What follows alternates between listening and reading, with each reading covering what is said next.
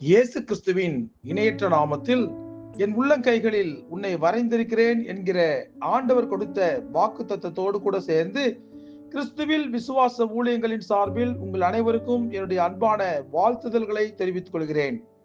இன்றைய நாளுக்கான golden apple மத்தேயு எழுதின சுவிசேஷம் 15ஆம் அதிகாரம் 28ஆம் வசனம். உன் விசுவாசம் பெரிது, நீ விரும்புகிறபடி உனக்கு ஆக கடவது. இன்றைய செய்தியின் தலைப்பு, விசுவாசம் பெரிதாக இருந்தால் விரும்புவது நடக்கும். ஒரு பெண்ணுக்கு தன்னுடைய மகள் சுகமாக வேண்டும் என்பது மிக முக்கியமான விருப்பமாக இருந்தது. அந்த சுகம் கிடைக்க வேண்டுமானால் இயேசு கிறிஸ்து ஒருவரால் தான் முடியும் என்று அவள் 100% விசுவாசித்தாள். அதற்காக தான் அவள் இயேசு கிறிஸ்துவிடம் வருகிறாள். ஆண்டவரிடம் ஒரு நீண்ட நேர போராட்டத்தை நடத்துகிறாள், அல்லது ஆண்டவரை நோக்கி நீண்ட நேரம் ஜெபித்தாள் என்று கூட எடுத்துக்கொள்ளலாம். அதற்கு அவள் பயன்படுத்தின ஆயுதம் வைராக்கியம் மட்டுமல்ல, உறுதியான விசுவாசம் தான் பயன்படுத்தினாள். விசுவாசித்தால் தான் விரும்பியது நடக்கும் என்பதை ஆண்டவரிடம் அவள் செய்த விடாப்பிடியான விண்ணப்பங்களிலிருந்து இந்த உலகத்துக்கே பாடம் கற்றுக் கொடுக்கிறாள். அதன் விளைவாக ஆண்டவரிடமிருந்து வந்த வெற்றியுள்ள வார்த்தைகள் தான், உன் விசுவாசம் பெரிது, நீ விரும்புகிறபடி உனக்கு ஆக கடவது என்பதாகும். இன்றைக்கு நாம் ஒவ்வொருவருக்கும் ஒவ்வொரு வகையான விருப்பங்கள் உண்டு. விருப்பங்கள் இல்லாத மனிதர்கள் யாரும் கிடையாது. விருப்பங்களை துறந்தவர்கள் தான் சாமியார்களாக சன்னியாசிகளாக போகிறார்கள் என்று சொல்கிறார்கள். ஆனா இன்றைக்கு நாம் பார்க்கிற சாமியார்களுக்கு இருக்கிற விருப்பங்கள் தான் மிகவும் ஜாஸ்தி.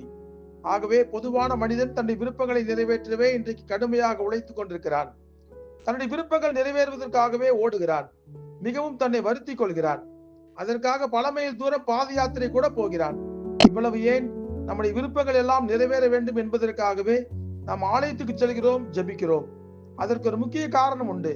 நம்முடைய விருப்பங்களை நாமே நிறைவேற்றிக் கொண்டால் அவைகள் நம்மோடு நிரந்தரமாக இருப்பதில்லை, நமக்கு சந்தோஷத்தையும் கொடுப்பதில்லை.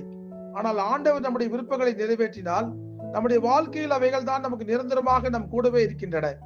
இந்த உலகத்தில் 2 வகையான விருப்பங்கள் உள்ளன. ஒன்று உலக பிரகாரமான விருப்பங்கள், இரண்டாவது ஆவிக்குரிய விதமான விருப்பங்கள். முதலாவது விருப்பம் முழுவதும் இந்த உலகம் சார்ந்தது. வேலை வேண்டும், வீடு வேண்டும், கார் வேண்டும், விலை உயர்ந்த செல்போன் வேண்டும் என்று அடுக்கிக் கொண்டே போகலாம். ஆவிக்குரிய விருப்பங்கள் என்பது வித்தியாசமானது. நன்றாக ஜெபிக்க வேண்டும், நன்றாக பாட வேண்டும், நன்றாக ஊழியம் செய்ய வேண்டும், ஆண்டவர் மீது அளவில்லாத விசுவாசம் வைக்க வேண்டும், ஆண்டவர் நம் கூடவே இருக்க வேண்டும், வரங்கள் வேண்டும், கனிகள் வேண்டும் என்று வரிசைப்படுத்தி கொண்டே போகலாம். நம்முடைய விசுவாசம் உள்ள ஜெபத்தின் அடிப்படையில் ஆண்டவர் இந்த 2 விருப்பங்களையும் நிறைவேற்றி கொடுக்கிறார்.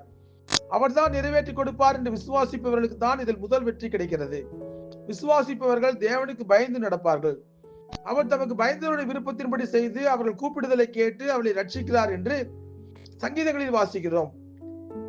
பல வருடங்கள் குழந்தை இல்லாமல் இருந்த ஆபிரகாமின் சந்ததி பெருகியதற்கு மிக முக்கியமான அடிப்படை காரணம் ஆபிரகாமிடம் காணப்பட்ட விசுவாசமும் தெய்வ பயமும் தான்.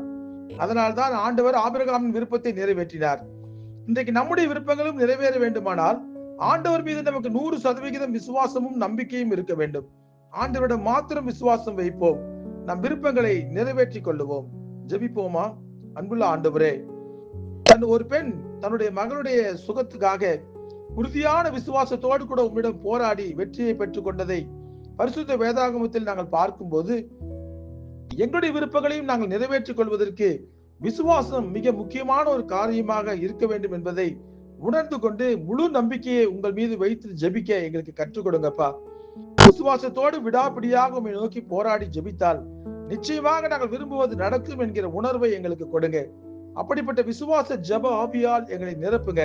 உங்களுடைய கிருபையினாலும் இரக்கங்களினாலும் முடிசூட்டி நன்மையினால் எங்களுடைய வாழ்க்கையை திருப்தியாக்குங்க.